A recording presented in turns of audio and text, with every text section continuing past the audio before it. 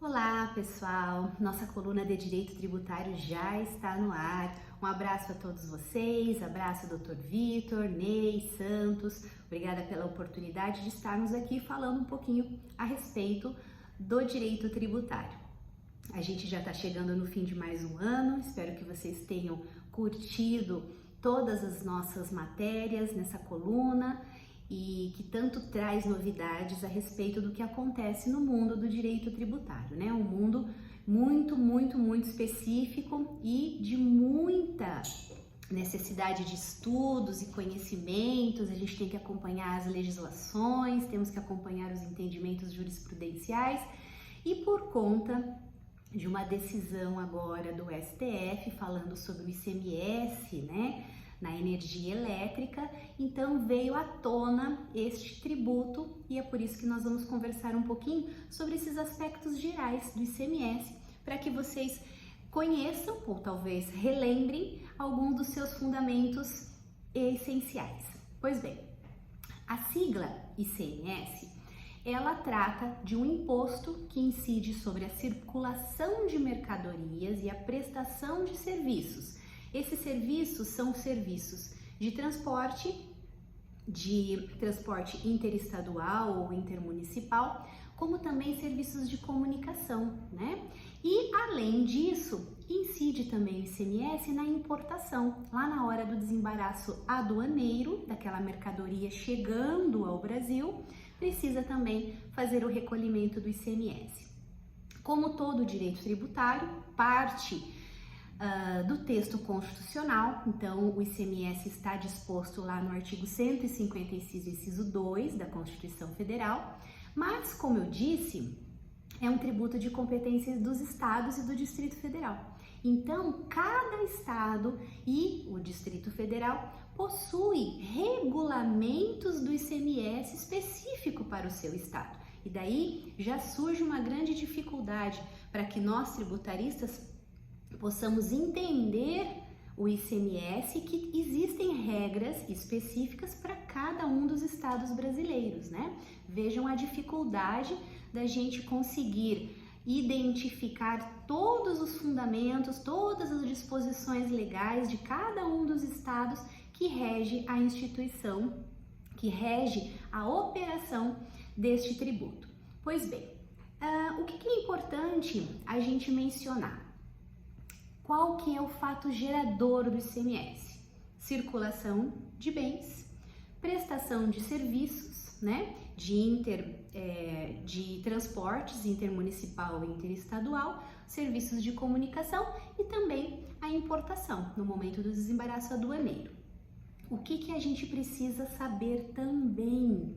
Veja, existe uma discussão muito grande a respeito do ICMS e do ISS. Poxa, mas se o ICMS ele incide sobre a prestação de serviços, como é que fica o ISS? Veja, em relação ao ICMS, existe a incidência sobre aquela prestação de serviços de transporte e de telecomunicação, mas também vai incidir o ICMS naqueles casos específicos em que a legislação do ISS transfere a competência, transferem o fato gerador para o ICMS. Então, veja que situação importante.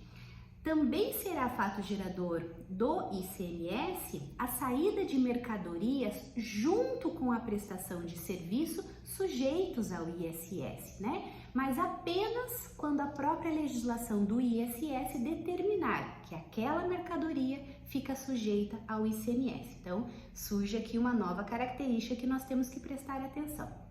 Qual que é a base de cálculo do ICMS? Base de cálculo, o valor da operação, no caso de circulação de mercadorias, e o valor da prestação de serviço de transporte, de comunicação, que nesse caso a sua base de cálculo é o preço do serviço efetivamente prestado. Nas operações de importação, a base de cálculo vai ser o valor aduaneiro, só que existe uma particularidade em relação à importação.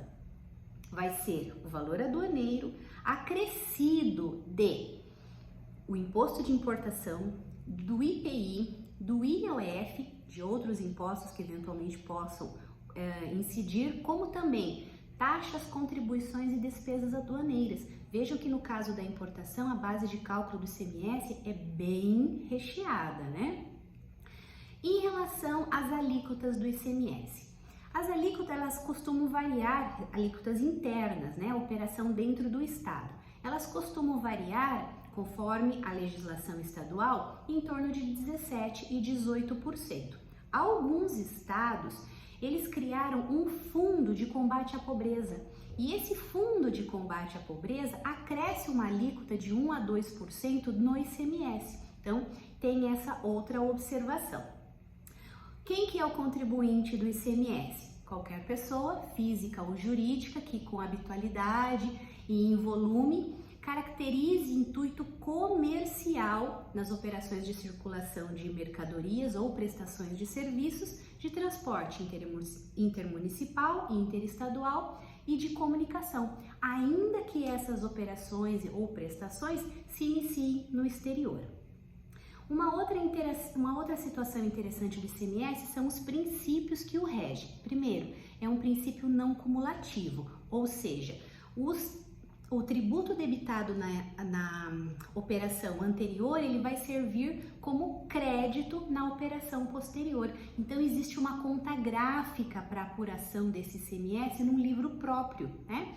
Esse é o princípio da não cumulatividade. O ICMS, ele possui eminentemente a sua função arrecadatória, ele não tem fins extrafiscais, né?